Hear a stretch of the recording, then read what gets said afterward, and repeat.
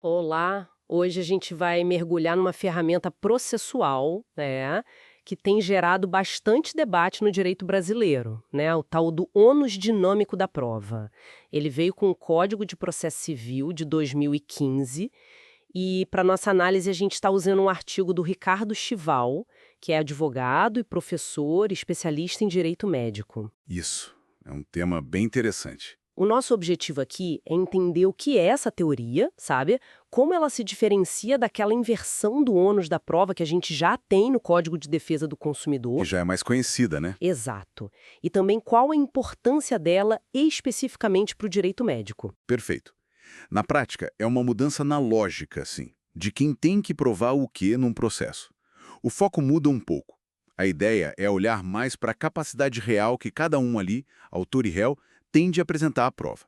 Isso pode tornar o processo mais justo, em certas situações mais complicadas. Entendi. Bom, então para começar, vamos lembrar do que já existia, né? A inversão do ônus da prova lá no CDC, o Código de Defesa do Consumidor, o artigo 6º, inciso 8º. Ele permite que o juiz inverta esse ônus, mas quando? Quando a alegação do consumidor parece ter sentido, é verossímil, ou quando ele é a parte mais fraca, o hipossuficiente. Uhum. No direito médico, um exemplo clássico que a fonte até cita é a relação médico-paciente ou hospital-paciente. O paciente alega alguma coisa, um erro, talvez, mas os documentos, os prontuários que podem provar se aquilo aconteceu ou não, bom, eles estão com o médico ou com o hospital. Sim. Aí, pelo CDC, o juiz pode dizer: olha, médico-hospital, vocês têm que trazer esses documentos para a gente ver. Exato. E é crucial notar que essa inversão do CDC, ela está muito amarrada na relação de consumo. É para proteger o consumidor que é visto como vulnerável. A hipossuficiência é, assim, a palavra-chave aqui. Faz sentido. Mas aí, né, veio o Código de Processo Civil de 2015 e trouxe uma coisa nova no artigo 373, parágrafo 1º, que é justamente o ônus dinâmico da prova. O que esse artigo diz na prática? Ele permite que o juiz distribua essa responsabilidade de provar de um jeito diferente do padrão. Isso. Mas é importante dizer, não é de qualquer jeito, né? A lei coloca condições bem claras.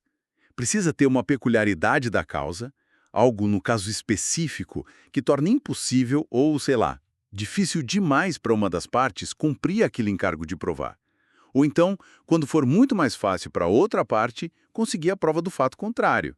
Ou seja, a decisão do juiz se baseia muito na dificuldade prática ou na facilidade que cada um tem. Entendi, então não é automático. Não mesmo. E tem dois pontos aqui que são essenciais para isso funcionar direito e ser válido. Primeiro, a decisão do juiz tem que ser muito bem fundamentada. Ele tem que explicar por que está mudando a regra do jogo ali. E segundo, a parte que recebe esse ônus, de repente, que não esperava, ela tem que ter a chance de se defender, de se preparar para produzir aquela prova. Isso é para garantir o contraditório, né? O direito de resposta. Claro, o desído processo legal. E aí fica interessante, porque a fonte, o artigo do Estável, ele destaca que esse ônus dinâmico ganha uma importância especial no direito médico, mas não só naquela relação médico-paciente, que, como a gente falou, muitas vezes o CDC já resolve, Exatamente.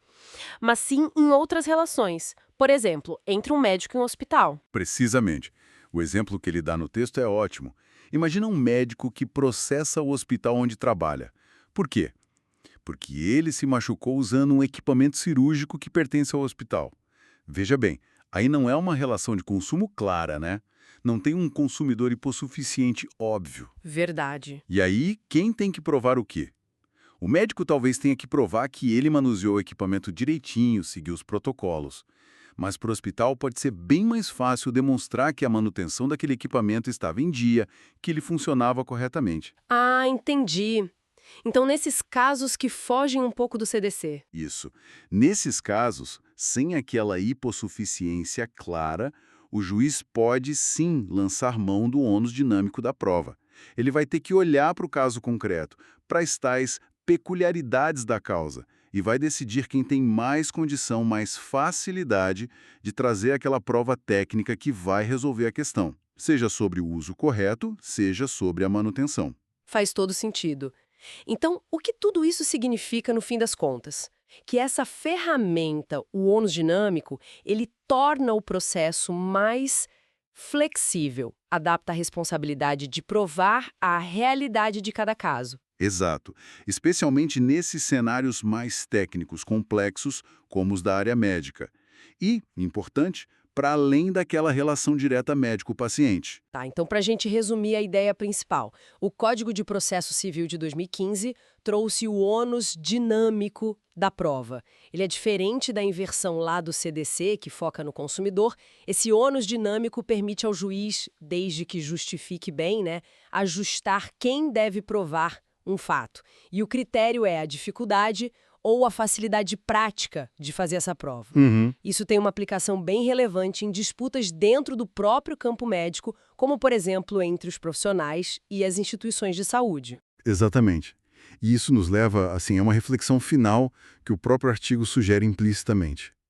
Como que essa possibilidade de distribuir o ônus da prova de forma dinâmica pode, ou talvez devesse, impactar as rotinas de documentação dentro dos hospitais, das clínicas? Boa pergunta. Pensa bem, se a qualquer momento, dependendo do caso, a responsabilidade de provar que a manutenção de um equipamento foi feita ou que um protocolo foi seguido à risca, se essa responsabilidade pode cair sobre quem tem mais facilidade de provar, isso não cria um incentivo ainda maior para que todo mundo ali envolvido, médicos, hospitais, equipe de enfermagem, técnicos, mantenha registros super detalhados, precisos, de tudo que faz, das suas responsabilidades? Com certeza. Acaba estimulando uma cultura de registro mais forte, né? Pois é. Fica aí a questão para a gente pensar sobre as consequências práticas dessa ferramenta jurídica no dia a dia da saúde.